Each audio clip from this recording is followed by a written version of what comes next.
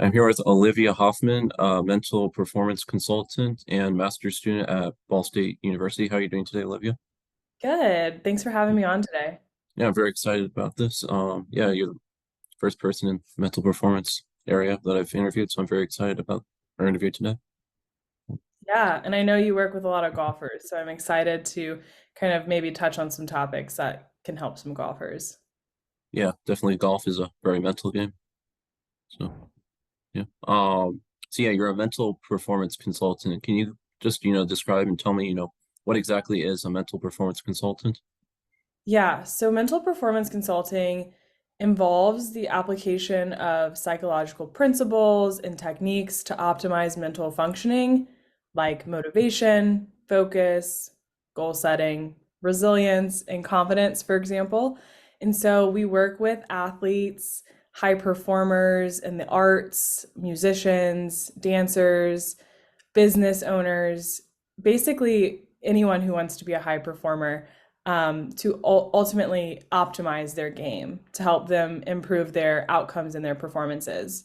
Um, and it's really an amazing experience that's different than like a physical coach or trainer because we're training the mind.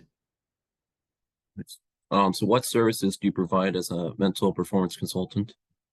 So I do individual, team. I can work with coaches and then also like parents as well. Those are kind of the four types of populations of people I work with.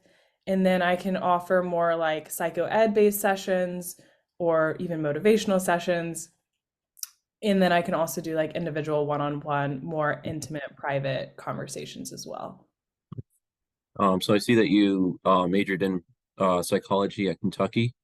So yeah, how did you get interested in mental performance, consulting? Is it something you always envisioned that you wanted to do, or, did it happen, when you were a college athlete? Did you get interested, in mental performance and think that this is something that you wanted to, pursue as a career?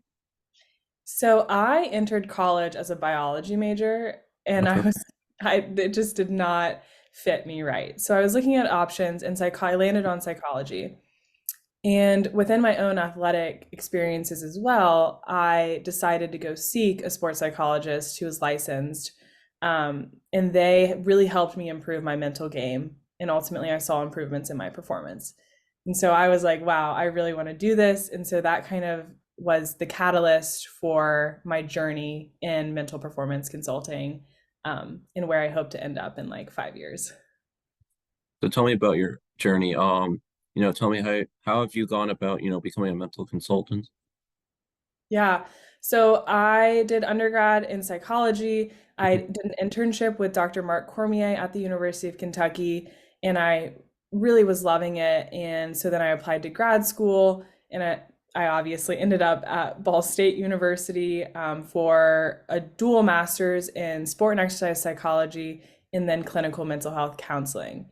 So I'm kind of doing both the mental performance side and I'm also getting a master's in clinical counseling as well. So that's kind of the journey and the path of, where I was and where I am today. But um, with the mental performance consulting specifically, I've gotten to, work with a lot of different Ball State teams and just had really good experiences from the youth and professional level. So it's been a really cool journey, I think, just to see my own growth and development within this field as well. Nice. So yeah, I'm interested to know, how important, your mental performance consultant, but to you, how important do you think, confidence and, how important do you think, confidence and mental performance, how important is that to, any sport and any athlete? Yeah, I mean, especially for golfers as well. I have worked with some golfers, and confidence can impact your game so much. Like, if you don't believe you can do something, you're probably not going to be able to do it successfully. Or you might feel like you just got lucky. So, confidence and being sure of yourself and your abilities is really important. And there's strategies we can use in this field of mental performance to kind of enhance your confidence and make you feel more sure about those abilities that you do have. It's really just coming down to like, you got to trust yourself. You've put in the work, you've done the hours. So let's figure out how to help you trust yourself. Yeah, so I see you grew up in Baton Rouge, Louisiana. So just, tell me a little bit about yourself. Yeah, What it was like for you, growing up in Louisiana. yeah. Growing up in Louisiana, the culture is so rich in Baton Rouge and Louisiana as a whole. And my whole life, like sports was the culture. Like I grew up going to LSU football games, watching women's basketball, men's basketball, the swim team, etc. And so I played a lot of sports growing up. So I have a variety of experience at the high school level, like playing soccer, dance, I did ballet, um, volleyball, basketball. I wasn't very good at those sports, but ultimately I decided to specialize in swimming when I was like a freshman in high school. And that is where my love for just swimming and this mastery experience kind of took off. And being recruited out of Louisiana, I was the number one recruit. And to give you some context of what Louisiana was like, there wasn't really like big swim clubs there except for the club I was at and then Tiger Aquatics. So that we had Crawfish Aquatics and Tiger Aquatics, and we kind of went like head to head with some of the other like local places as well. And that was just like really cool to be the best. I'm not gonna lie. It felt really good to be the best. But then once I got to Kentucky, which I'm sure we can talk about as well, like I wasn't the best. And that really hurt my confidence, I think, a lot more than I'd like to admit. Well, you're from Louisiana and you're an LSU fan, so I'm sure seeing the LSU women's basketball team win the championship last year was pretty cool. It was amazing. It was amazing. I'm hoping, hoping for big things this year, but they're just getting started on their season, so we'll see. Yes, you said you're a swimmer, so tell me, how did you start swimming? When did you, start competing? And just tell me, what was swimming like for you, growing up, competing and swimming, all that. Yeah, competing in swimming, like I said, like being in Louisiana, I had a really great support system of people at Crawfish Aquatics who trained me, and I had amazing teammates who went on to swim at the collegiate level as well. And so that kind of inspired me to want to be like at that level. And so I was working towards like junior national cut and Olympic trial cuts and really just trying to be the best I could as an athlete. And that paid off because it got me a spot on the University of Kentucky's team. I ended up walking on after being recruited. And um, that's kind of where, my journey with mental performance started. Because that is like one of the first times where I felt my confidence waver. I felt kind of like an imposter, like I didn't belong on the team because they were so fast. Like so ridiculously fast. And so um for me, like I just, like I said, sought help after my sophomore year. I sought help and I learned the skills that were going to help me. And then my junior and senior year, I ended up getting to travel to the our conference championships where we actually won, and I got to contribute points. And so like I think my journey in swimming has been filled with so much success and so much failure, and just ultimately like just a true mastery experience, which I think is really, really a unique thing to be able to experience. Nice. In high school, you were a team MVP all 4 years, and you were a state record holder in the 50 and 100 free. So can you just tell me, what was it like to be team MVP all 4 years? What was it like to, have these state records, and just tell me a little bit about your high school swimming career. Yeah. Honestly, it was really fun. Like when I think of high school swimming, it was really fun because the club team that I swam at Crawfish, like we were the best and the best, and there was other girls that were in different divisions for their high school teams that were also like at the same level that I was, and like Louisiana isn't necessarily a swimming state. There are some states like Illinois, Indiana that produce swimmers who are going to go to Stanford, which is like one of the top schools, or UVA, or like all these big swimming schools. And Louisiana just wasn't that. And so honestly, I kind of expected to be like at the top in high school. because of the training and experiences that I had had, and and I loved it. Like it wasn't a question. It was just like I'm doing this because I love it. I love the to compete, and it was so much fun. I got to do compete every day with my teammates, and the practices were so much fun. Um, but yeah, that's a little snapshot. Yeah, well, after high school and going into college, you were the number one recruit from Louisiana. How difficult was it for you? Because I'm sure being the number one recruit, there's a lot of, expectations on you to, perform well and, be a star athlete in college. So, how difficult was it, going into college, with all these expectations, being the number one recruit from your state, Louisiana? The expectations were high. Hmm. I set really high expectations. I put a lot of pressure on myself. I like had that goal of like I want to compete at SECs and score points and make NCAAs my freshman year, which for some of my teammates that was a reality for them because they were extremely talented and had that ability. But for me, I did not realize like it was a dramatic shift like of what I needed to do to get to that level. I needed to, work on my mental game. I needed to improve my physical aerobic capacity and my sprint ability. So I had a lot, I was kind of like a reality check of like, oh, this is what it takes to be at this level. And so it was really hard, but ultimately it shaped me into who I am today. So I wouldn't take it back. Yes, you went to Kentucky for college. What led you to attending Kentucky, and why did you choose to go to out of state to Kentucky rather than just stay in Louisiana and go to a school like LSU? That is an excellent question. And it's a question that I really struggled with because to represent LSU would have been an amazing opportunity. And like I would have been able to represent my home state. Um, Unfortunately, it came down to the culture Okay. and the differences in the culture at LSU compared to Kentucky. I loved where Kentucky was headed. Kentucky was talking about winning an SEC championships, and that's like something I wanted to do. Mhm. I also, my grandfather went to the University of Kentucky, and Okay. so I've been a Kentucky fan my whole life as well. And it just felt like I was honoring my grandfather to go there. And I'm really glad that I did, even though I would have loved to swim for LSU as well. Nice. So, if you can tell me, were you set on attending Kentucky, or were there, other schools you were looking at attending when you were Yeah. getting recruited? Yeah. So I was recruited by LSU, Arkansas, um, Kentucky. I think there was like a couple of others that I like visited, but I can't honestly can't even remember. But I just remember that time was so fun yet so stressful being like recruited because it was just everything was up in the air, right? Like I was gonna move cities to this new place. So it was really stressful, but overall good. Yeah, so tell me about your time swimming collegiately for Kentucky and, some of your favorite memories you had from your college career.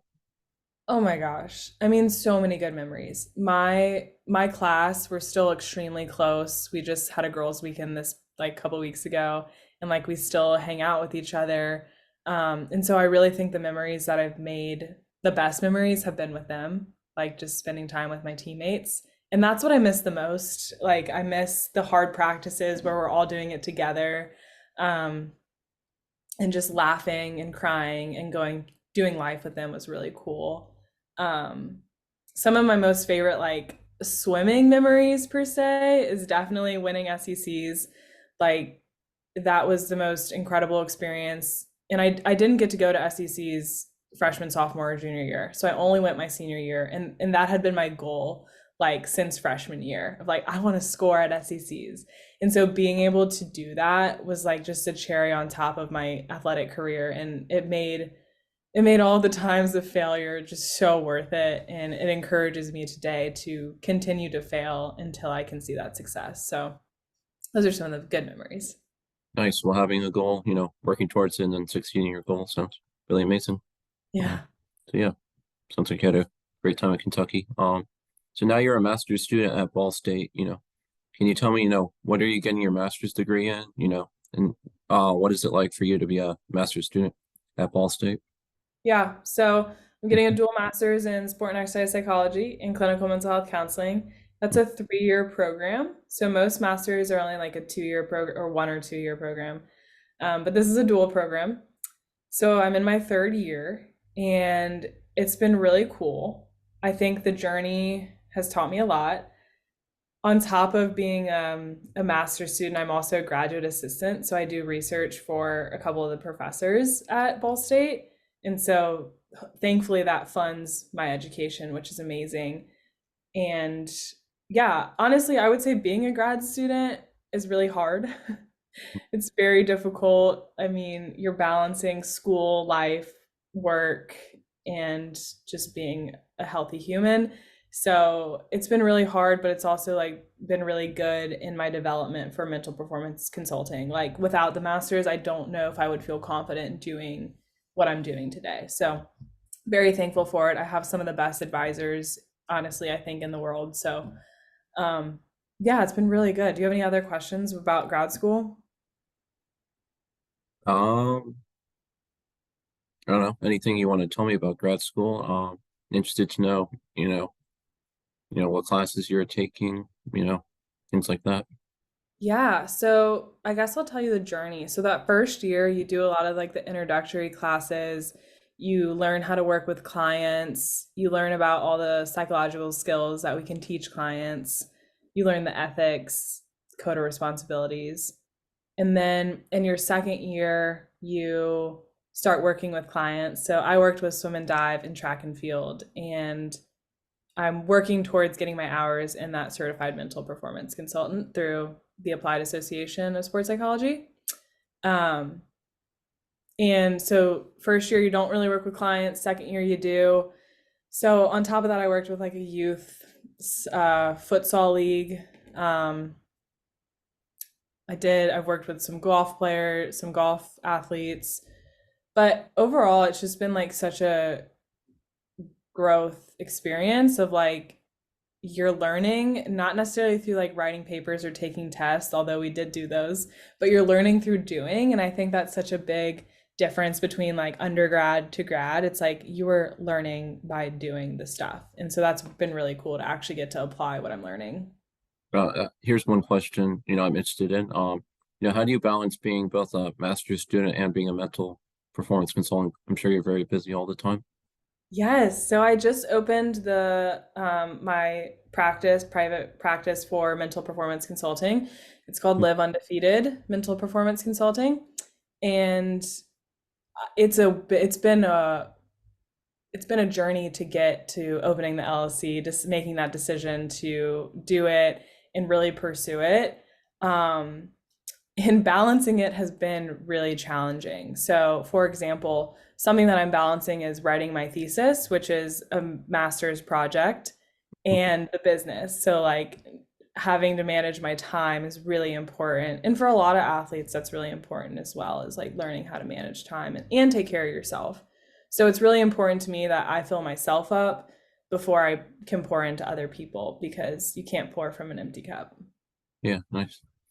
So yeah, can you also tell me about being a master's intern at, Butler's counseling and consulting services?